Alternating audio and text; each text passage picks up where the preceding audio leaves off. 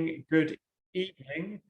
So wherever you are in the world, thank you very much indeed for joining this second session, this second module of the Partnership for Training for SDG 14, which is supported by the Irish government. Thank you to our Irish government colleagues.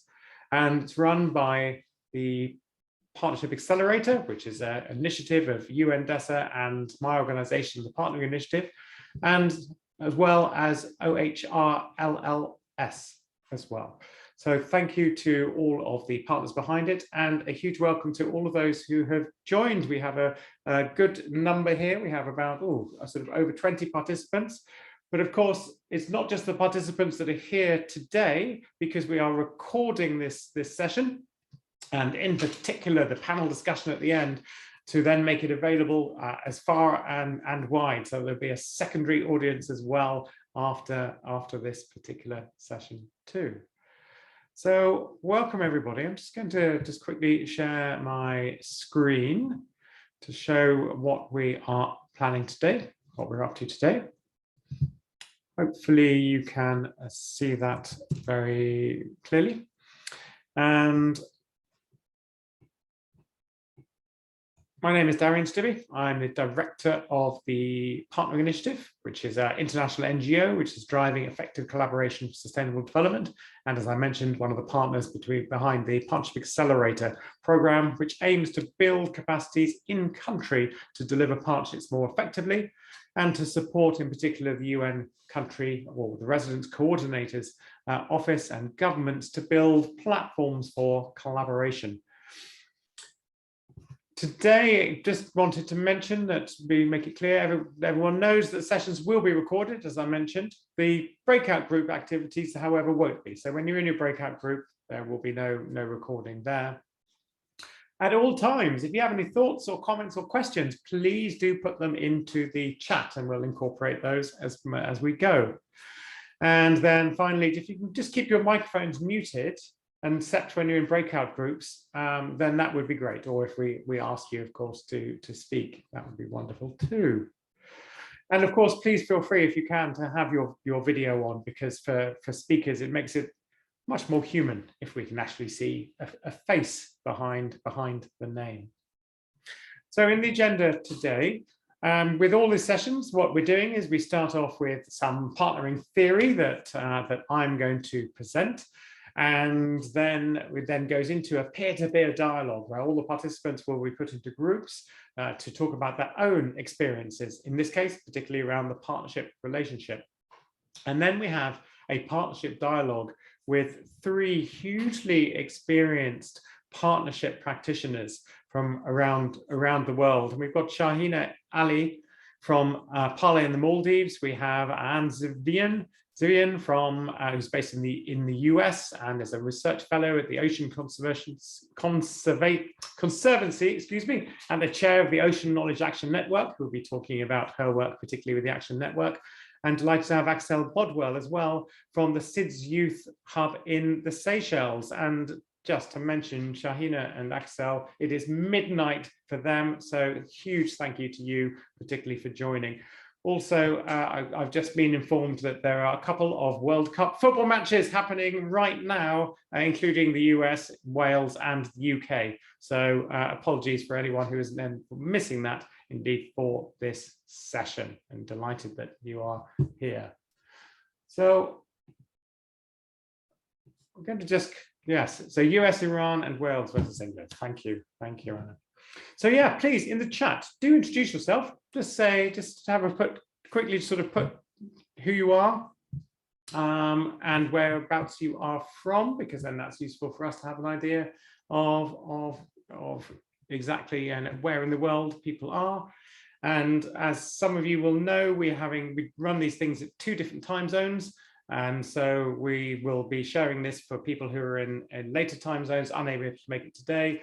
Next week, we'll be running it earlier on in the afternoon for those who are in the other time zones to be able to join it. And then recordings would be available for those who can't make it. Okay, great.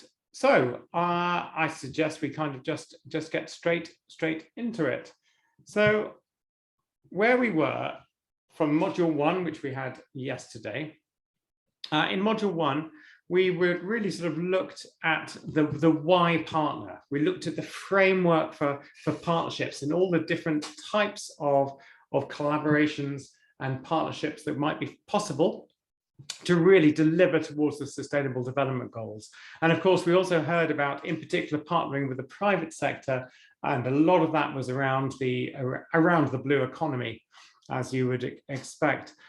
And so we've looked at that, about the different types and types of value partnerships can create, and we'll be hearing more examples later on. What we're doing now is going to be looking at the partnership relationship. But before we do, I thought it would be fun for us to do a bit of an interactive exercise. And what I'm going to ask you to do is I'm going to ask you to collectively draw your collective dream house. Okay?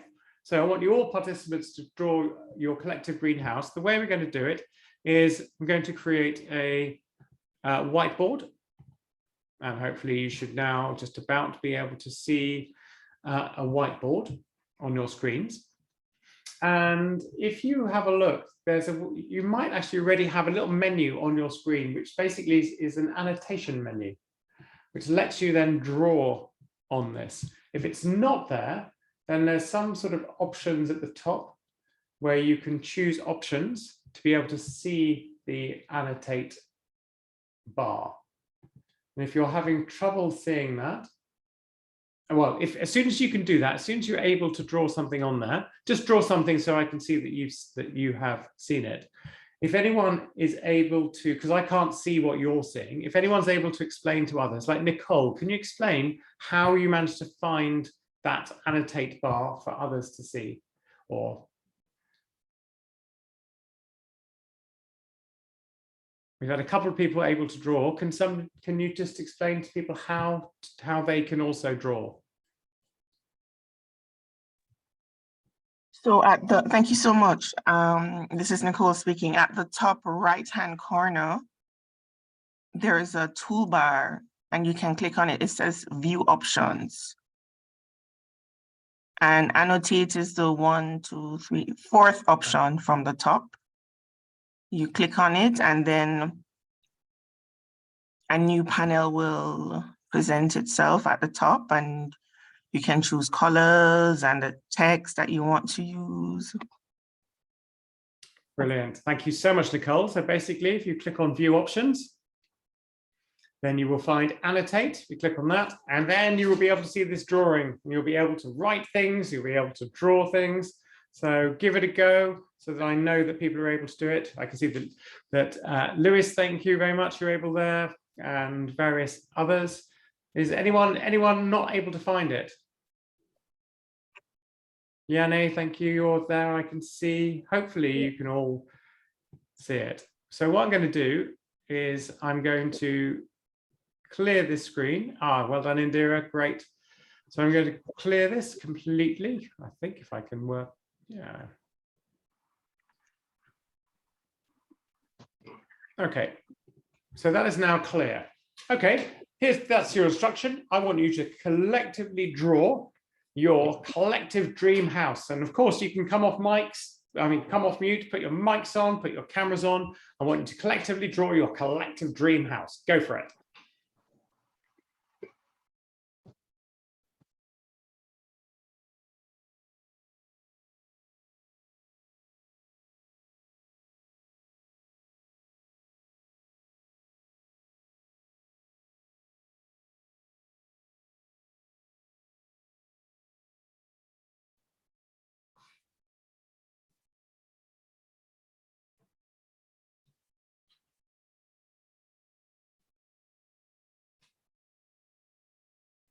Very quiet.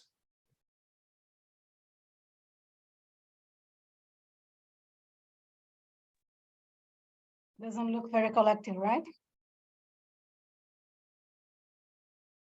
Sorry, what was that? It doesn't look very collective. I think we probably need to agree where's the ground, what is the sea? Trying to draw the sea here to the bottom. Next mountain, I assume. Right, so land is to the right and Maybe it's a bay because there are some houses on what doesn't immediately look like land.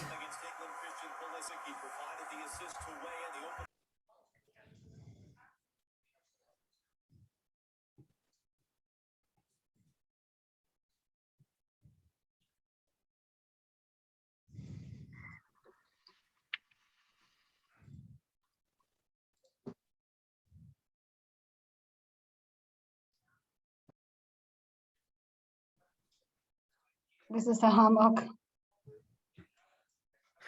I think if Maybe- you have to label it, that means, yes, this is a hammock means that you weren't able to draw the hammock brilliantly. I think it looks like a great hammock. I recognized it anyway, so you didn't need to write this as a hammock on it. I think we're just drawing a couple of houses, not a collective one. I think we should be thinking more on the whole group. so we might have a house to the left, house to the right, and then a little like bungalow in the middle. Yeah, but those are individual houses, right? I think the task was to build a collective house. You're right.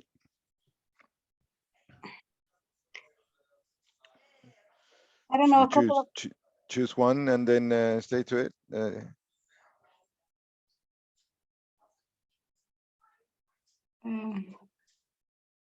yeah, I don't know, maybe the people that are drawing could also manifest what they're thinking.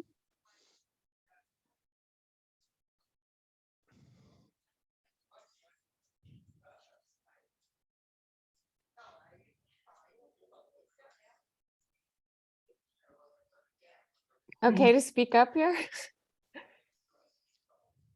Can we be heard? Yes, we can I hear can you. hear you. Okay.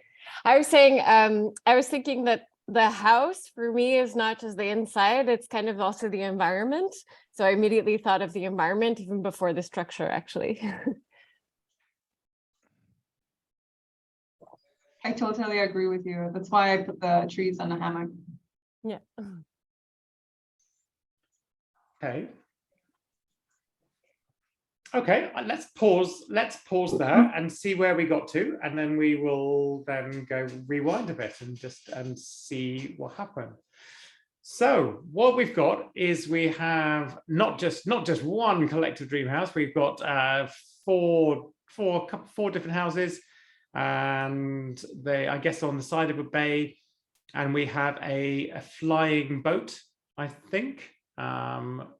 Maybe it's solar powered, a solar wind powered flying boat, perhaps on top left. It doesn't look to me like you've got a collective dream house. I also heard a bit of frustration coming through in some of the some of the voices here, and also quite a few people sort of just kind of watching, not taking part. So what went wrong? What went right? What could you do differently if you wanted to draw a collective dream house? Just open your mics and speak your thoughts. We think probably we need a have- collective vision first, establish what is the vision and share that vision between us before starting the work. Okay, so first thing about, yeah, something of a collective vision. You know, I gave you a hard task, a collective dream house. Who says that would be able to come up with a collective dream house? Hopefully, but at least, yeah, at least think about it, talk about it, about what that collective vision might be. What else? Or how might you go about doing that?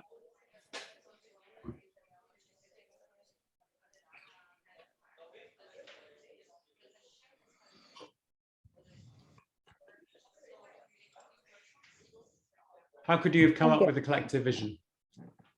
Through discussions and with our fellow colleagues within the group, as indicated before, just discuss what the various ideas every individual here might have on the dream house and assign, I guess, the construction of that dream house to each one of us. Yeah, yeah. So around consultation of all the stakeholders, understanding their needs, their desires, what they would want to see in a dream house. Absolutely. And then yeah, assigning the construction committee or the drawers. That could have worked. Yeah, I thought one idea and then only one idea and then build upon the same thing. One drawing to begin with, only one person, then the other people would join the diagram to put their ideas within that to make a nice one. I mean, collectively, an end result would be a good result.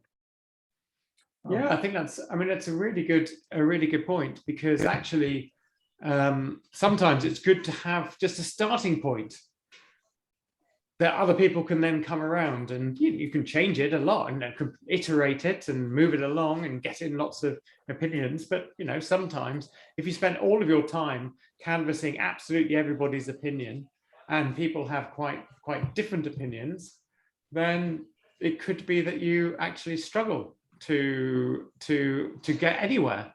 But if you start off something and get in a couple of people or few of you to collectively come up with this starting point, then maybe others will come around as well. And I noticed that there's and a few people have put some comments in chat as well. So Deepti was not able to draw because they didn't have a phone. So in that particular case, if you wanted to have any sort of equity amongst people, then you would sort of need to find out, who is it that isn't able to join or come to the meetings, or do we need to find other ways to ensure that their voice is heard? And also Deepti also mentioned about the shared dream, about how to get to that point, about meaningful engagement, getting to know partners, and yeah, the collaboration from the pre-planning stage, so even early on, getting to know each other, getting to know your needs, your wants, your likes, etc., etc. All very good. Somebody said something very interesting as well. Another sort of learning from this is they said that when they think about the perfect house, they actually think about the environment, the outside, about what the house sits in. Somebody else might think about the house itself, and there's no right or wrong answer. Everyone has their own sort of personal views, personal opinions, but also, in a sense, different resources they can bring. So somebody could be really good on this sort of the outside part, the environment part. Others might be the sort of more engineer types who are really good at building houses, etc.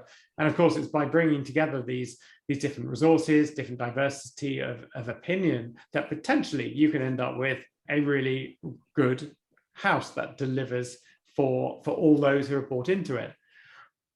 But as we know, of course, it doesn't mean that everyone will necessarily buy into exactly the same house, because we all have our different wants, different needs. So it's important to be inclusive in the engagement, to try and bring in as many parties and many voices as possible. But in the end, you can't expect every partnership to satisfy everyone and to engage everyone. And so it's looking, when you're looking at the different stakeholders, basically you'll be undertaking something of a stakeholder mapping to understand who the potential stakeholders are, or who the stakeholders are, their interests, and then who the potential partners might be and the resources that they would be able to bring to the table. So we've really sort of begun to look at, or hearing about the importance of the engagement with partners, engaging, understanding them, getting their views and opinions. And of course, that's part of beginning to build up the relationship with people. And we're going to talk about the relationship in just a moment, but just before we do, just wanted to mention just an overall framework that the Partnering Initiative and the Partnership Accelerator use, which is around this concept of the 4 building blocks of partnerships. And the first building block is around the fundamentals of partnership, that partnerships need to, as we talked about yesterday, need to create significant value and deliver value for all, that there needs to be sufficient alignment of interests amongst the partners, etc. Hello. Oh, hello? Hello. Hi. Good. Hi, brother. My name is Abdurrahman. I am one of the activities, social activities from Somalia. I likely 100% to join this program of masturbation training. I'm so very happy. All of them are grateful for you. Good luck, good health. So far, welcome. Thank you so much, and you're very welcome. Glad you joined. Okay. Thank you. Great. So yeah, so the fundamentals, need to have those in place before you begin to build a partnership. But the next element is around the partnership relationship that we'll talk about a lot more. Then how you structure and set up your partnership. What is that? What is the overall governance structure you might have? How is it funded? What's the operational structure that you would have within your partnership? So that's going to be important. Then the final level is around the management and leadership, and how essential and how important it is to have to ensure that we have the right champions behind partnerships, both champions within organizations, then leadership within a partnership, to be able to demonstrate that sort of collective, collaborative leadership that can bring people around and drive forward partnerships. So looking at this, just on the fundamentals. So we talk about the fact that we need sufficient alignment of interest, compelling vision for partners, as we talked about, as we saw with the house, the need for that overarching objective that we can all buy into, and net value creation. And this is where we really need to be able to think and understand our partners better, to really understand the incentives that they will have, or they may have. And we know that one of the biggest challenges that we see is understanding how to properly engage business. So I'm just going to very briefly just mention this framework when it comes to understanding the fundamentals of why business would want to be involved in any of these forms of partnership. But this is true for any of the stakeholders. You need to be able to understand their incentives, look at it from their perspectives. So in terms generally for business, then it's sort of the incentives move from the sort of non-core business all the way through to absolutely their core business. So on one side, there is the sort of more charitable giving, the philanthropic giving, and we see that all over the place. We gave the example yesterday of it was the Caribbean Bottling Company basically sponsoring a beach cleanup. And it's doing it mainly sort of reputational reasons. Then the next level over is much more sort of strategic social or environmental investment. So this could, for example, be the hotel. If a hotel was sponsoring the cleanup of beaches in its area, around its area, then you can see that's much more sort of more core business benefit to them. So they are investing in the sort of social and the strategic and social environmental fabric around their operations. The next level over then becomes really around both risks within risks for business, as well as sort of direct, as well as compliance and sustainability. So this could be, for example, when it comes to renewable energy, and hotels understanding that they are to have that it's a sustainability challenge for them. And so it could be developing these partnerships to equip a whole area with renewable energy, and multiple hotels could sort of come behind that, and they would invest in that because of course it is good for their own sustainability. It's good for their bottom line as well, because of course renewable energies are cheaper. So getting closer and closer to core business, then it's about new market opportunities, new business opportunities. So that could be around, that could be sustainable, just keeping within the tourism theme, that could be around sustainable tourism, new sustainable tourism businesses, and new hotels or social enterprises, whatever it may be. But then that's the absolute core business, but wanting to or needing to partner with others in order to ensure that that business opportunity is realizable. So these are the sort of the various different incentives. Whenever you're talking with business, whenever you're understanding your own particular context and you have your own interests, then being able to understand why business might have an overlap with that interest is really important. Okay, so before we get into the groups to discuss relationships, I'm just going to just give you just a brief overview of what we see about the importance of the relationships and partnerships. And when we talk about relationship, we're thinking about multiple different things. We're talking about this interaction between the mutual benefit that each partner gets, the equity and the power balance between partners, and then around trust and transparency, again, between partners, and how completely interconnected and how vital these three things are. So the first one is around mutual benefit. And we know that for partnerships to be successful, we basically need to be pulling in the same direction, that the more that one partner benefits, that more the other partners need to benefit as well. And in partnerships, we need this basically a balance of benefits amongst all of the partners, particularly in public-private collaborations. We need to ensure that the public benefit is absolutely commensurate with the private benefit. And what that means is that we need a bit of a mindset shift in a sense, because we need to shift towards developing our partnerships, not just thinking about ourselves, but also thinking about our partners as well, and ensuring that we're all getting these benefits. So in this diagram, you can see that if this is a diagram of the amount of benefits partner 2 gets against the amount of benefits partner 1 gets.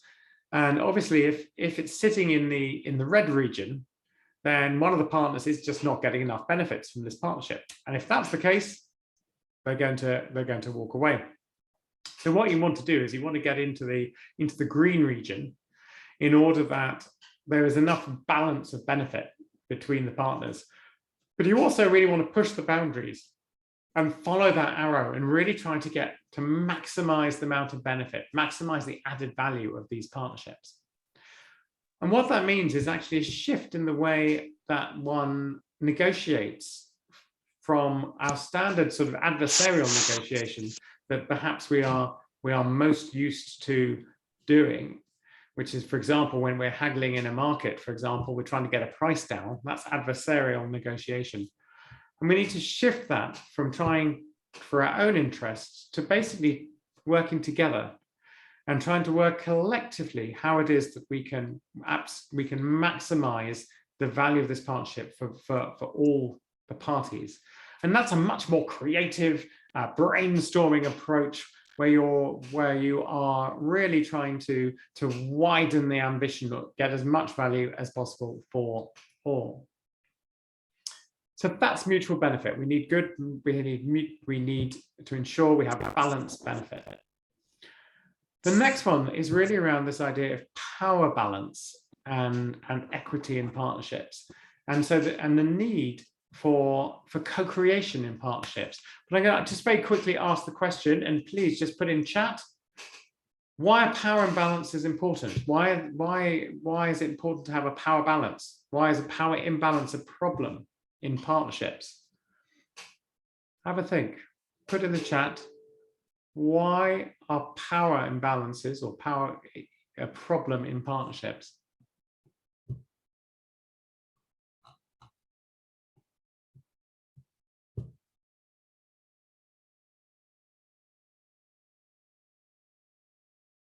Any thoughts in the chat about why do we need to have balanced partnerships? Okay, Christine, thank you.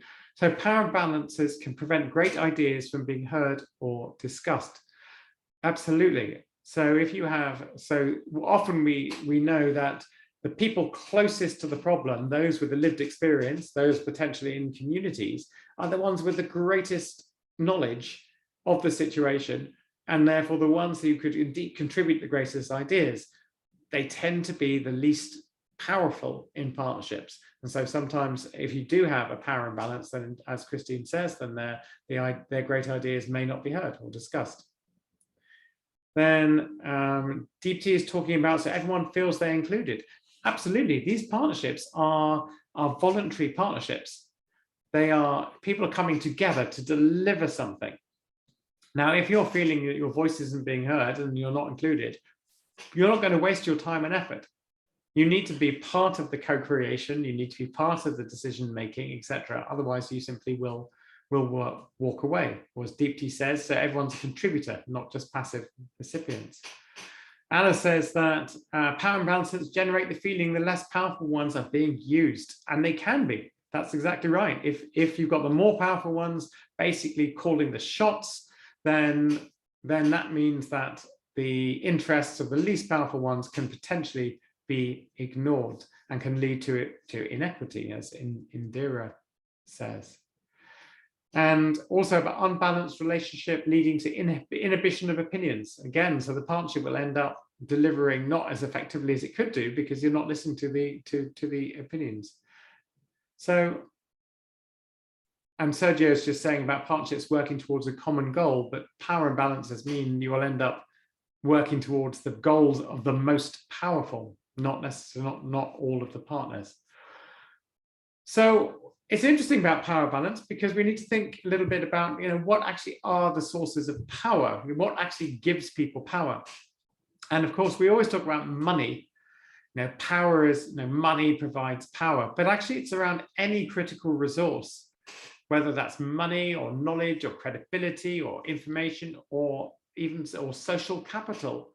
Actually, what we see in partnerships very often is that we think that there is a huge imbalance in power, but that's because we haven't really thought through what all the sources of power are and so for example, on critical resources, the social capital is massively important. So a small community organization that has significant social capital within that community actually has significant power, even if they're working with a international agency with lots of money. That community is essential to the partnership. That community organization is essential to the partnership. So that actually brings them power. Then there are other forms of power, the positional power, structural power that you can see here. And then there's something around the sort of the human cultural power as well. So there might be people who are able to be quite persuasive in some ways. It could be in a society where men's voices are heard more than women's voices, for example. So there's cultural norms there as well.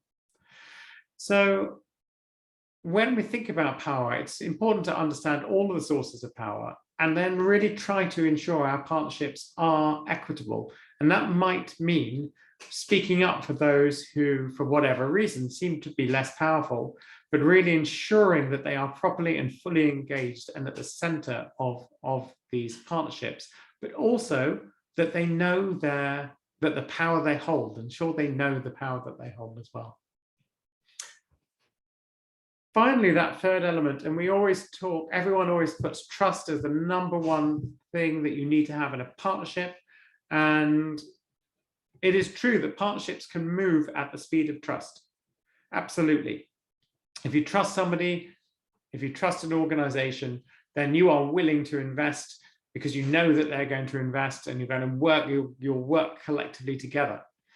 When something goes wrong, if you trust that party, then you can just say, okay, something's gone wrong, let's work it out between us and move forward. Whereas if you don't have trust and something goes wrong, then there's a chance that can result in the end of the partnership. But what actually is trust?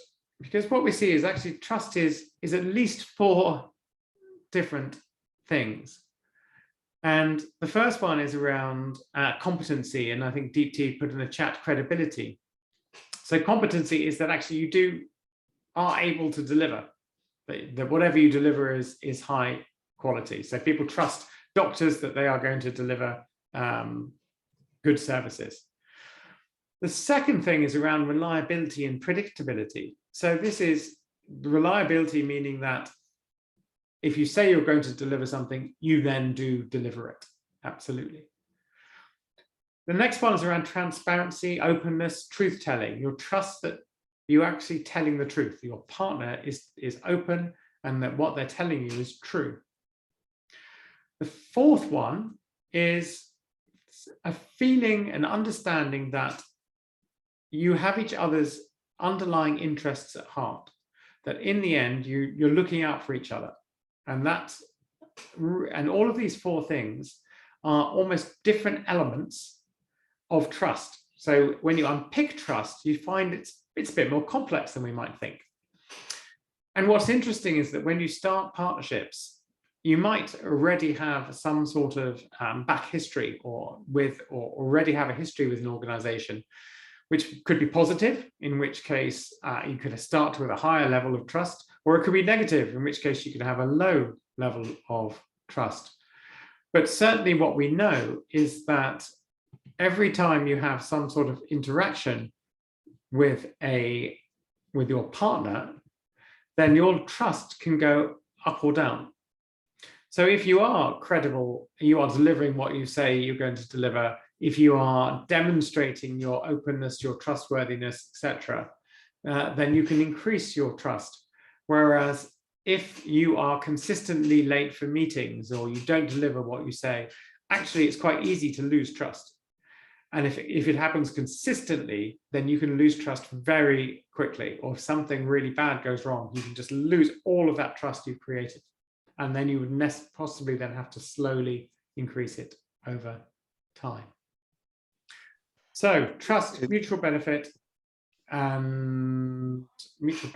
trust, and equity and co-creation are all hugely important in these partnerships that we develop.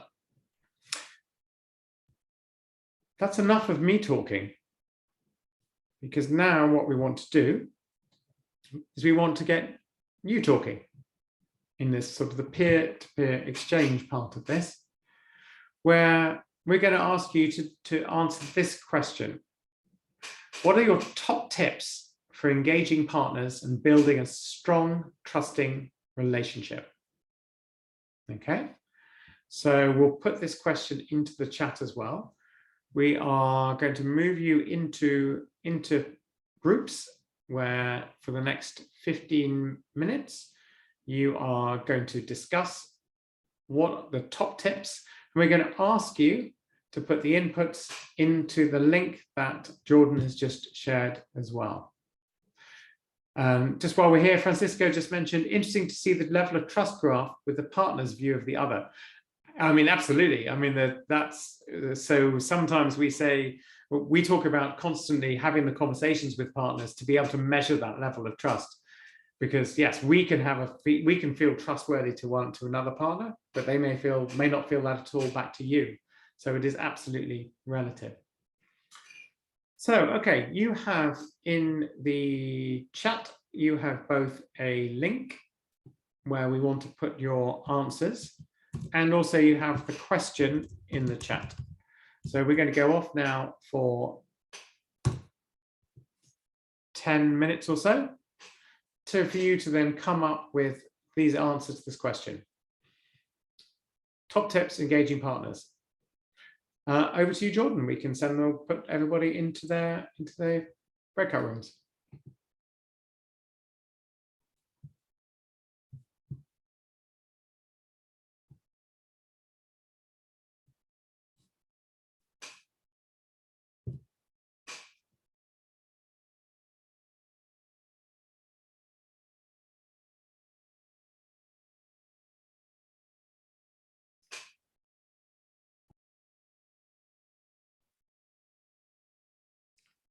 Welcome back. We're just waiting for a couple more people to come back from the breakout rooms, and then we will take a little look at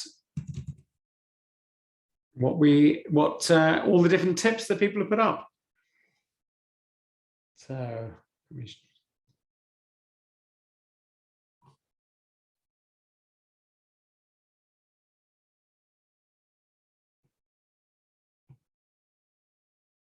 five more seconds.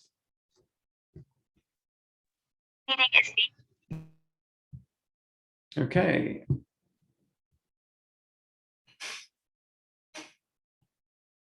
Welcome back, everybody. Thank you for being for putting up so many different tips. Let's have a quick look at the different things that came up.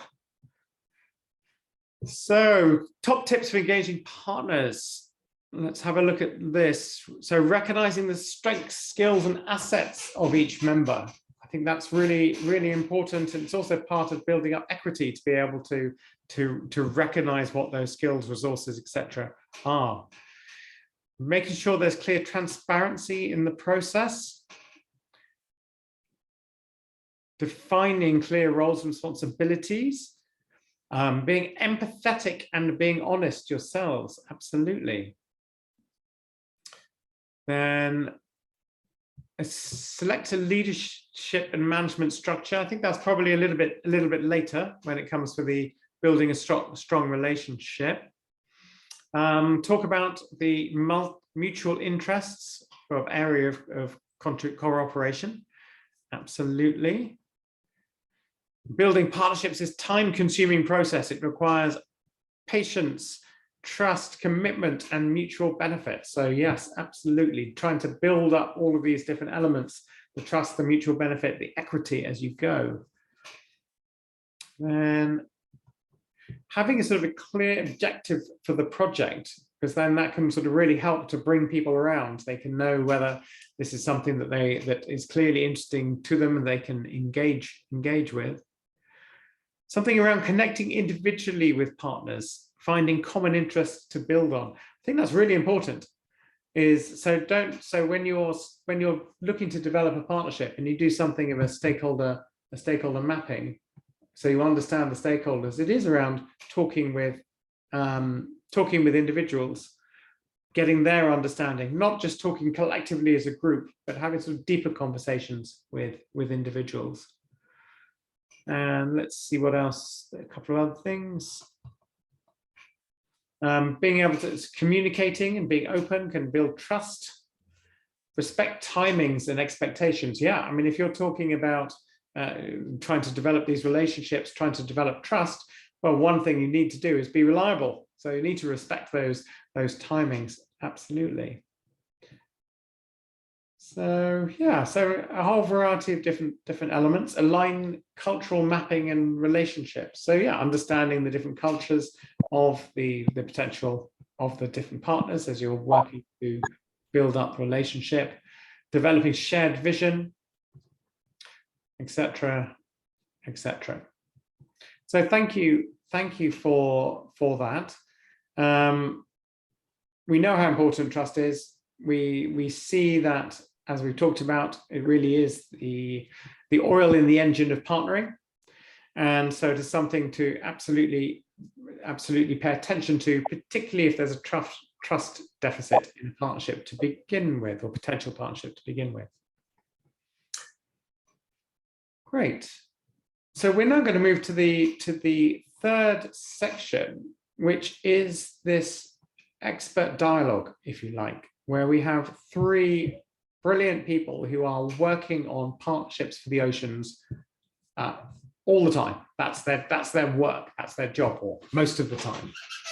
And so we're going to benefit very much from their experiences. And what I'm going to do is I'm going to spotlight the three people plus me, because this is very much a discussion amongst the panelists, but also the participants as well. So what we'd like is that at all times, just throw in comments, questions, whatever it may be, into the chat, and so that we can sort of pick them up as we go. And I'm going to, so let me just bring everybody up here. So just take me a second. Shahina.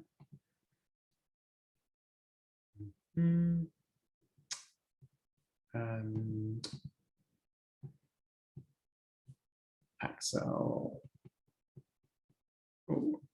Okay, while I'm trying to find Axel, I'm going to just, because it's not showing it on my screen, but Axel, don't worry, I will, oh, there we go. I've got you, I found you.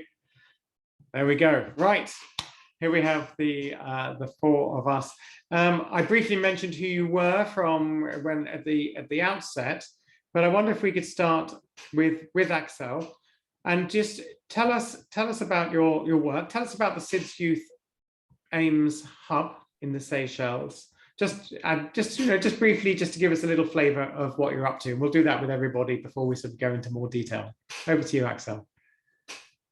Good afternoon, everybody. My name is Axel Baduel. I'm from SIDS Youth Aims Hub Seychelles, SIA for short. We are a youth-led NGO which advocates and promotes youth-led sustainable development projects and other things related to climate change, really. Thank you. And maybe just continue just for a moment, just give us an idea of just some of the partnerships or flavor of the partnerships that you're involved in your work. So in 2016, SIA launched a campaign in Seychelles to completely ban plastic bags, which in order to do so, we had to partner with the government as well as other local entities to be able to launch this a campaign at such magnitude. We've also had our Blue Economy Internship Program, which is an internship program which helps young people to take on careers related to the blue economy. And during our this program, we got the chance to partner with the local government and partners from the fishing authority, private sectors as well, and other businesses in the blue economy sector as well.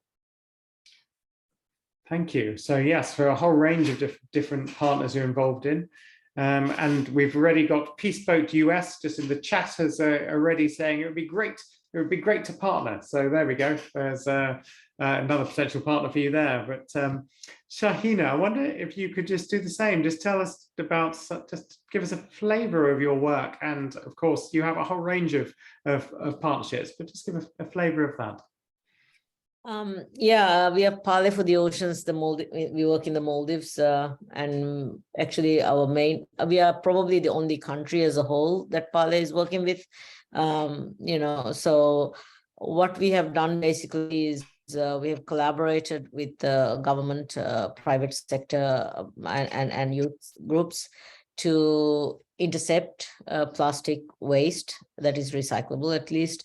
What happens in the Maldives is every piece of waste is burnt, so it ends up in the environment. So 24/7 we are burning all the waste we create, and we are a very high tourist destination. A lot of waste is burnt. So basically we implement the Parley Air strategy, which is the avoid, intercept, redesign. And we reach out to the communities and the resort partners and the private sector to actually avoid wherever possible and intercept if you must until we change and redesign. So we work with them. We go on one-to-one presentations, face-to-face presentations. We give them the back end. We create the logistics, reverse logistics, where the boats come empty, taking all the stuff to the islands. So we have created this logistical, reverse logistic framework, and we have created connections in the 142 islands out of the 189 islands that is inhabited in the Maldives. So we have created a lot of partnerships, and we are partnerships basically. Without our partners, we will not be able to do that. So partnership is an important, forum for us to learn how to handle partners. And I can see, of course, to achieve the type of scale that you're managing with so many islands, there's no choice here. I mean, you have to partner with so many different people and organizations just to achieve that level of scale. Thank you. Well, we'll find out more about that in a moment. Anna, tell us about your work on the Ocean Knowledge Action Network, because you are helping to form partnerships. Precisely. I'm Anna Zivian. I work for Ocean Conservancy in the U.S. It's a U.S.-based NGO, but I'm also chair of the Ocean Knowledge Action Network, which is a bottom-up transdisciplinary network made up of natural and social scientists, decision makers, funders, facilitators, and private business interests. And we're focused on co-creation of ocean knowledge for sustainability. We also work closely right now in terms of, making sure that SDG 14 in particular is achieved. We work closely with the UN Decade of Ocean Science for Sustainable Development and support 5-decade programs, as well as managing the volunteer network of one of them, which is Marine Life 2030. Even our international project office is itself a partnership because it's a consortium of French research agencies, and we're also supported by another network partnership, which is Future Earth, and particularly the Paris hub of Future Earth, which is a consortium of global research networks. So really our entire focus is on improving network form and design and facilitating sharing of knowledge across these different networks that make up our network through partnerships. So like our very essence is partnerships, and without it, we couldn't do the work we're doing. But I will add that even for the NGO I work for, really at this stage, with the intersecting existential crises that we're facing now of climate change, biodiversity loss, and lack of equity and justice, we can't find solutions or make headway on any of those without partnerships. So that's why working as part of the Ocean Knowledge Action Networks with partners globally, including in Seychelles, is I think really interesting and for me very fulfilling as well. Thank you, Anna. And I'll come back to you in just a moment to ask about the difference between partnerships on the ground and a network, and what the differences and similarities might be there. When we've heard, let's go back to Shahina first, about the development of these partnerships and development of the relationships, and how you engage people, organizations, companies in the first place, and how do you build that trust, that relationship? Yeah, it took us a little bit to figure out, Maldives being in a situation when we started 6 years ago. Politically, we were just, learning to have party systems, so when you go to an island, if you talk to the council, the community wouldn't talk to us. Or if you go to the community, the council wouldn't collaborate with us. So we found it very difficult. So we kind of took a step back and we found a solution, and we realized that kids were the best thing. So we went to the Ministry of Education, got an approval, went into the schools, set up collections at the school. We did the presentation for the kids, and then we asked all the parents to come in. So in these island communities, 85% of the households are represented in the school. So the parents came in. So once you come in as a parent, and we talk about how the future oceans are dying by 2048, and by the time the kids are their age, the ocean is not going to be there. So we need to put our differences aside and work together on this cause. And we engaged the school. So the community became a community again for our work. So in a lot of islands, where we see is the school community, the council, the businesses, the boat owners, they all get together to help the collection in the school to be moved to Male, which is sometimes very fine. It's a challenging logistic, and that has not been able to do so far. And that's why our results are good.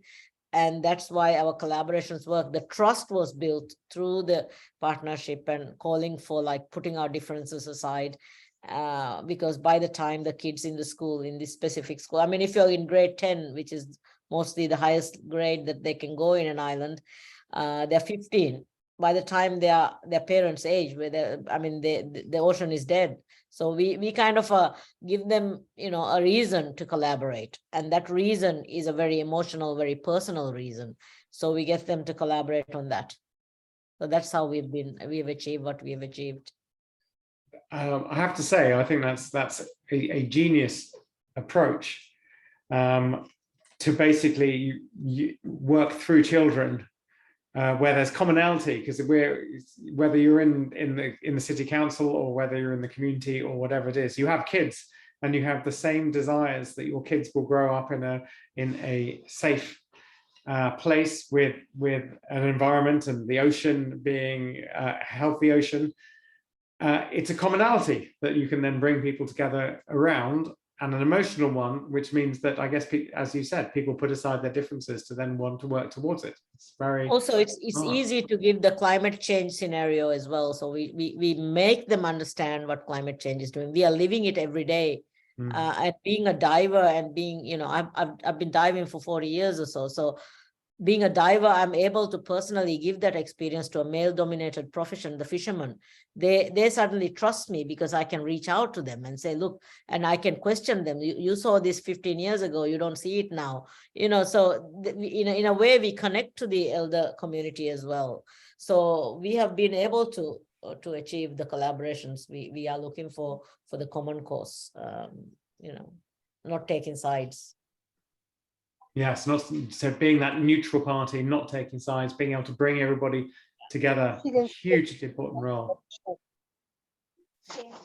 Axel, in terms of from your work, do you I mean, you are the youth, or rather you work with young people. That's where you're coming from.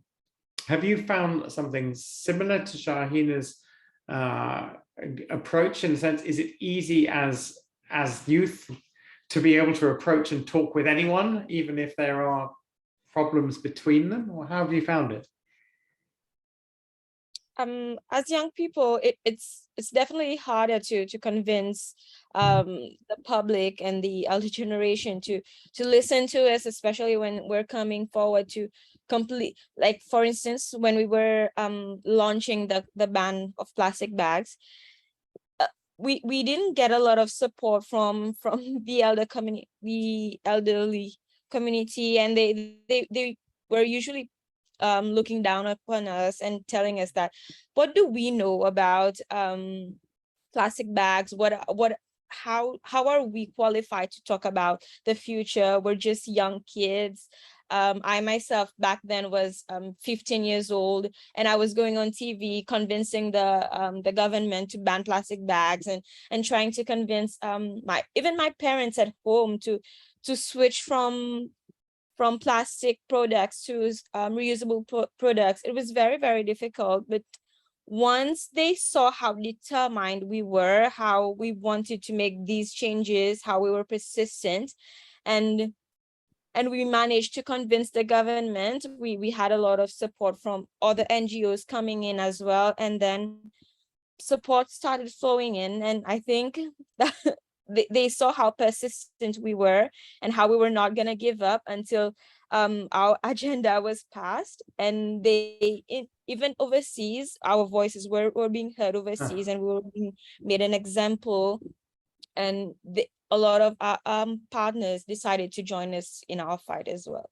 And to this date, we still have the support of the government, especially when they're passing laws that would affect or impact us in the future. They want youth inputs. They always invite CS Seychelles in these events. Friend, I mean, that's really, really great to hear.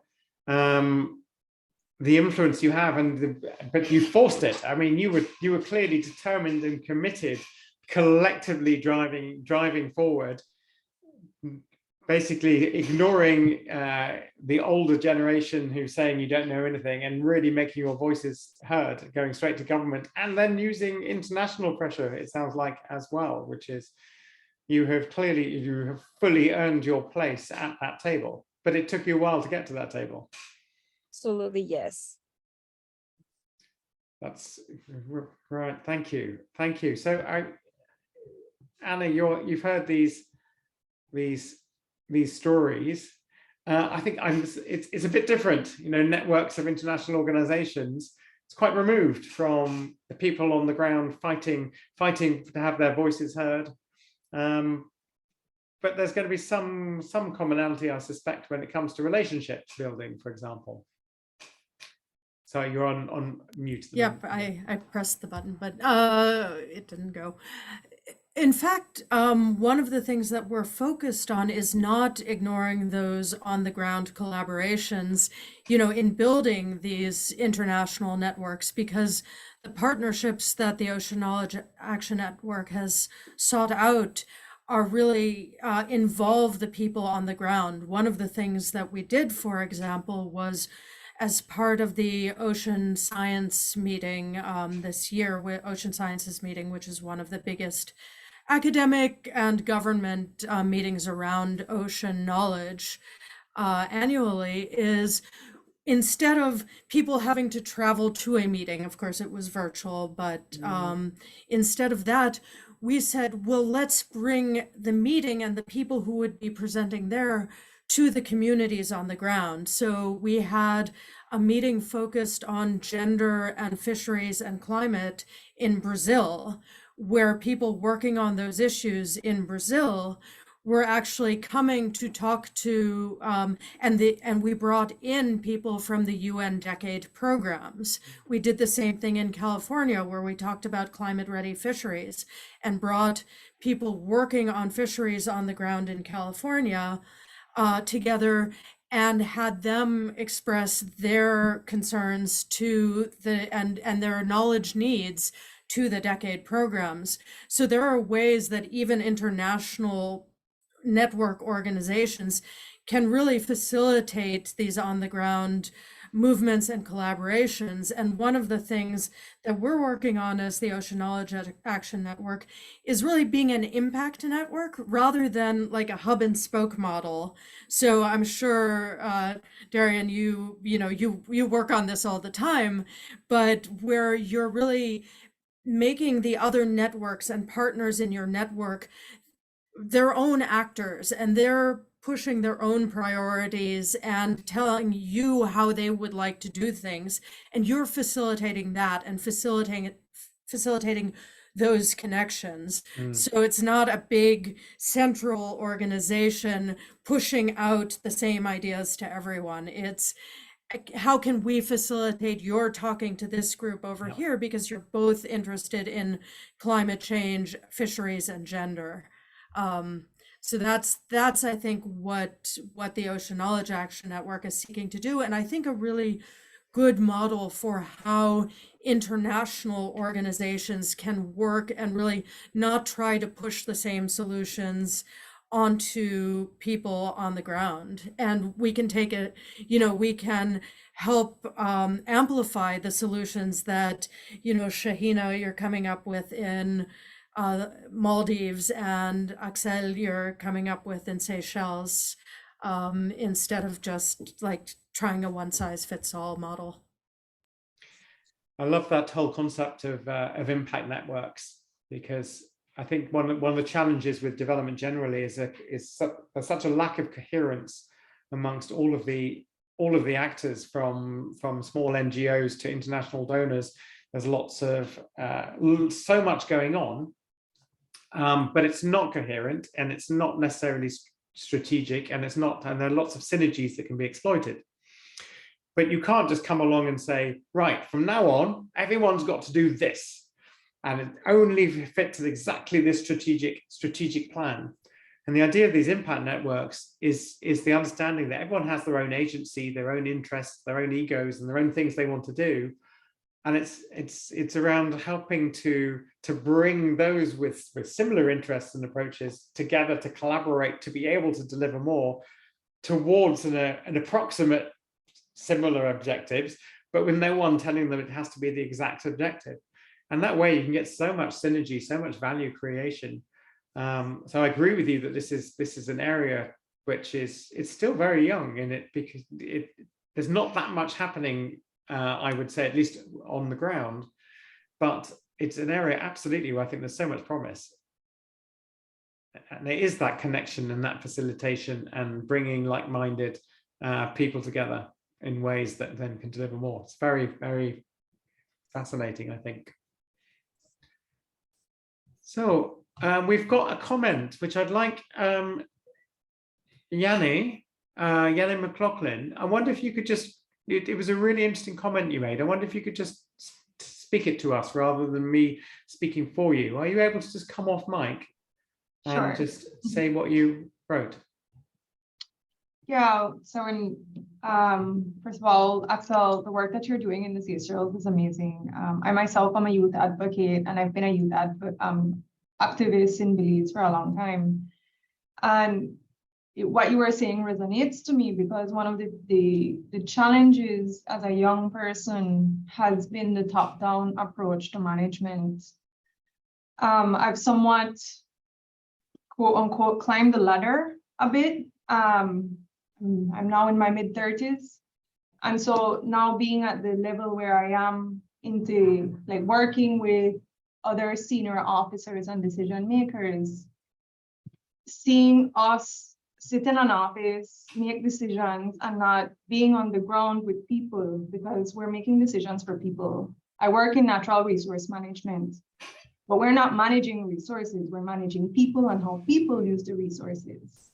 And so this top-down approach to making decisions or coming up with ideas from the top without including the persons that are on the ground or involving the users, the actual users, is where there's a lot of conflict.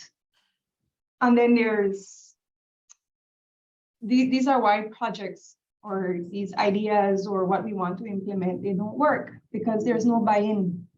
We don't get the support on the ground because individuals, the users, don't feel like they were a part of the decision-making process. They often feel like, and I've also felt this way as a user myself, like my experience or my knowledge, my traditional knowledge, was not considered in the process. At a certain point in time, and there are individuals who have we talk straight in Belize, you know, so we've heard things like, oh, because I don't have a master's degree or I don't have a PhD, you think my 10 years or 30 years of being a fisherman doesn't contribute. And that's where those challenges are in terms of hierarchy. You know, you feel like a paper, a diploma gives you more say or more influence than myself, who has been on the water for 30 years and have witnessed these changes and see the conflict firsthand. So that's where that comes from, in that there's a disconnect from the decision-making end to the users that are on the ground. And that top-down approach, this hierarchy, this idea of you must do as I say because I sign your paycheck kind of thing, that's where you miss that opportunity to really build a partnership with people. So that's where that idea was coming from.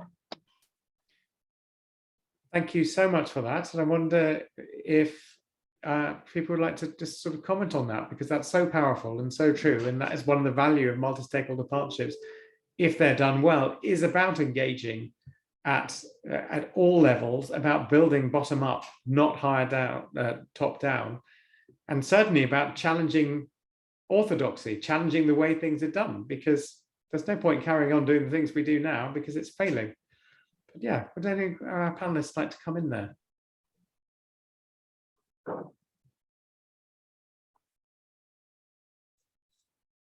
I totally agree with what, sorry. Well, I totally agree with what you were saying, because we also face similar issues, which is why one of the things we ensured as young people, once we have established ourselves as an NGO, as an advocate for climate change, is that once we've opened the door for one young people, we want other young people to come in as well.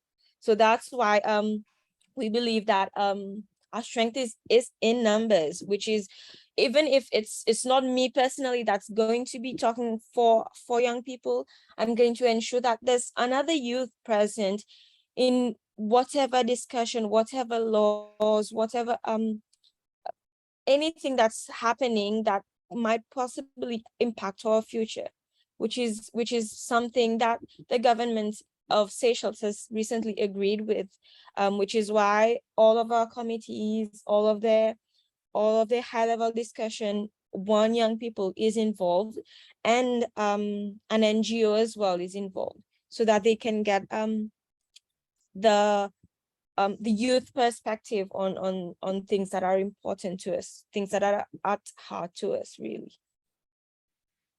It sounds like you've seen a shift. You've forced a shift to get your voices heard more and more, certainly within government. Yes, wonderful.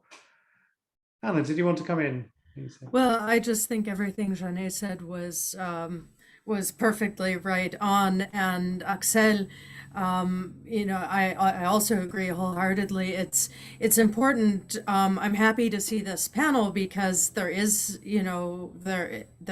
a wide range of experience, and having Axel on there is so important, because I think we want to get to a point where it's not like in the UN decade, there's a early career ocean researcher or ocean professionals group, but that shouldn't have to be the case, right? All of the groups should be led by early career folks. And that's one of the things that I think is incumbent on people who have some power. And this is why your presentation on the role of power and hierarchies was really interesting, because it's incumbent on those people who have the power to seed that, or to grow their own power by inviting other people. It's not just inviting other people in, it's taking down barriers, right? So it shouldn't be, that picture of the fence where you give people a stool so they can see over the fence. The problem is the fence. It's not that somebody has a different way of seeing. So as much as we can take down those fences and stop, in fact, even a start would be to stop putting them up. And so that I just really appreciate all of the comments, and Jeanne, especially those. I think you're right on about the problems with hierarchy and top-down decision making, and it's great to see some change happening. Thank you for that. We're going to just take this last question because we've only got a few minutes left, and I'm going to. But also, while you're answering this last question, if there's one thing that you would do differently now that you've had years and years of experience, there's one thing which you wish you'd known when you were much younger, when you first starting out in partnerships. So have that in your head. One thing that you wish you'd known at the beginning of your partnering trajectory, partnering career. But meanwhile, we've got a question around the first initial steps of forging a project with private. Well, let's just take one of these, because actually you've mentioned about working with government, and we've seen in general that sometimes that can be the hardest entity to work with, is around working with government. And Axel, you've sort of described how you've sort of pushed and forced your way there. But maybe Shahina, maybe you could just talk about your experience about how you managed to engage the government in the first place, particularly in Maldives, where there isn't a great relationship necessarily between government and civil society. So how did you engage them, the government specifically? How can I answer that question? Yeah, government is always very willing to do things, but the thing is, I find in small islands, especially like the Maldives, maybe Seychelles, and then other small islands that we're talking about, the issue is the governments are so tied down with aids like World Bank projects, ADB projects. They're so tied down with an old template of how things should be done, and they've allocated certain areas or certain certain deliverables through these projects. Mm. And these deliverables can go on for a period of 5 years, 10 years, and nothing can happen for that time either. So we have these consultants holding the governments accountable, and nothing is happening. And then we come in as civil sector and we try to collaborate with them. They're more than happy, but they can't contribute or partner or, you know, kind of a change, take their commitments and let the CSOs work with them to deliver the commitments, because some of the templates, I would say, given the issue, the oceans and life below water, your SDG 14, I think it is time. It's not the CSOs and the civil or the communities, it is the deliverables from the bigger organizations that are actually giving the funding to these countries that need to change their template. They need to prioritize, they need to make us, involve us through the government, through their aid money. They need to trust us instead of having a tick list and a consultant comes and, you know, ticks off. And if it's not done in the way it's written, then we get, you know, like, oh, you didn't deliver, that's deliverable. You know, it's things can happen and things are changing. Because of lack of data, you might not want to fund it, but climate change is happening so fast. There is no 5-year data. We don't know what's going to happen in the next 3 years. So the templates need to be updated. So the priority today of maybe putting a shoreline protection might not be the priority tomorrow. The priority tomorrow might be something else. So the organizations and the funders need to be able to, you know, change their priorities and work with the countries or the need that is needed. And we work with the government, and we do work with the government, and they are quite, you know, happy to be working with us, and they are quite happy when there's, you know, we have done in the last 5 years 2,000 tons out of Maldives. Imagine that would have otherwise been burnt or end up in the environment either way, in the ocean or burnt and ending up in the environment. And that is one of the biggest milestones in the last 5 years where waste is concerned. So we are really, I think my thing for collaboration would be to kind of the funders, the bigger organizations, to change the template, to work with the smaller islands, countries, governments, and be more adaptable to the need and the urgency of the issue.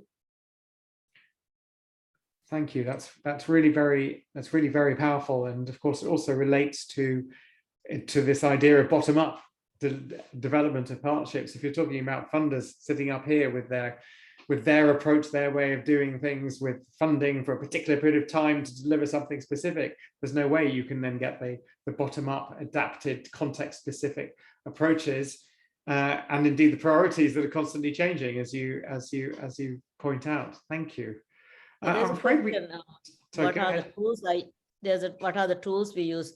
We normally go and meet inside. I believe in, you know, dialogue. I believe in going and trying to convince the government instead of protesting or doing things like that. So I believe in dialogue.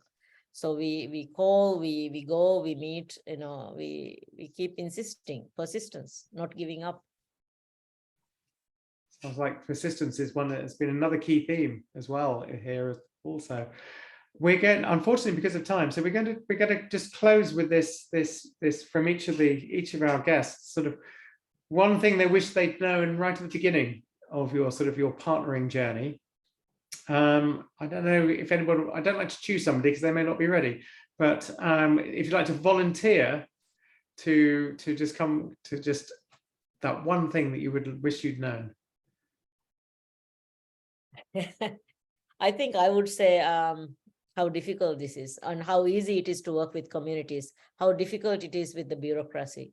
So there is a disconnect between the top, you know, like I said, the organizations and the government, and then how easy it is to convince a community so the difficulty part, the outdated regulations, the outdated policies, we need to, that I wish I knew a little bit more about those things, the government.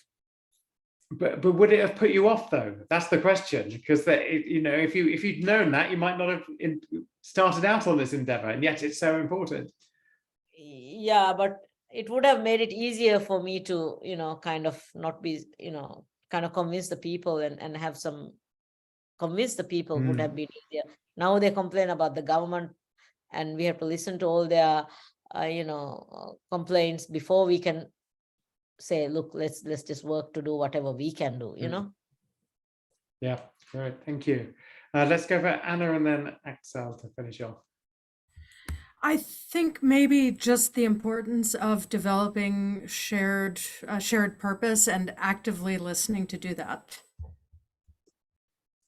Yeah, thank you. Yeah, shared purpose, actively listening, really understanding others and understanding that alignment. Brilliant. Axel.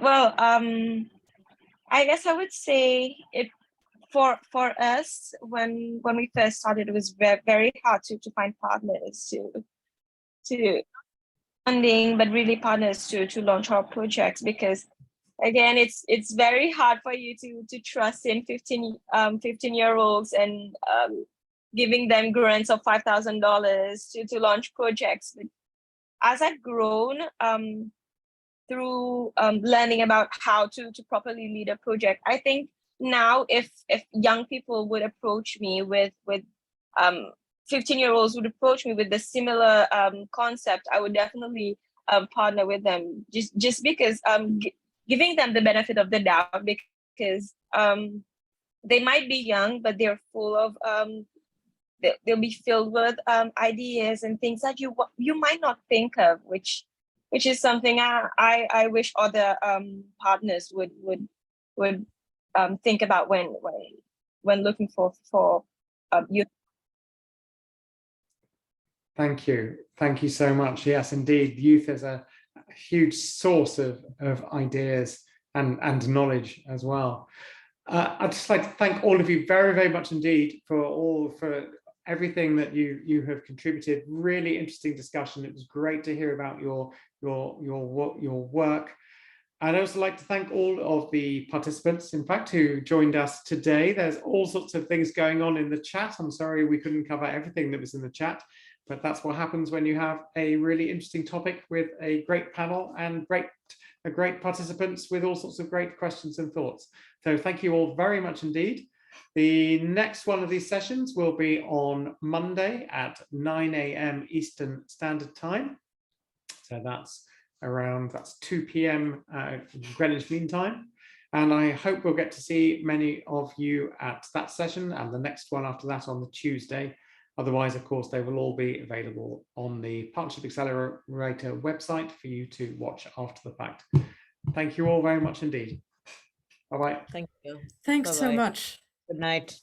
Oh, good Thank you. morning. Yes, good night to Oh the yes, two thank other you again, panelists. Shahina and Axel. It is now 1:36 in the morning. So thank you indeed, particularly for joining. All the best then. Cheers. Bye-bye. Bye. Thank you Thanks. so much. Bye.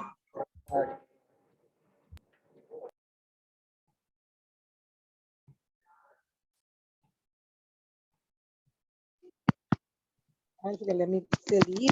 Allow me to say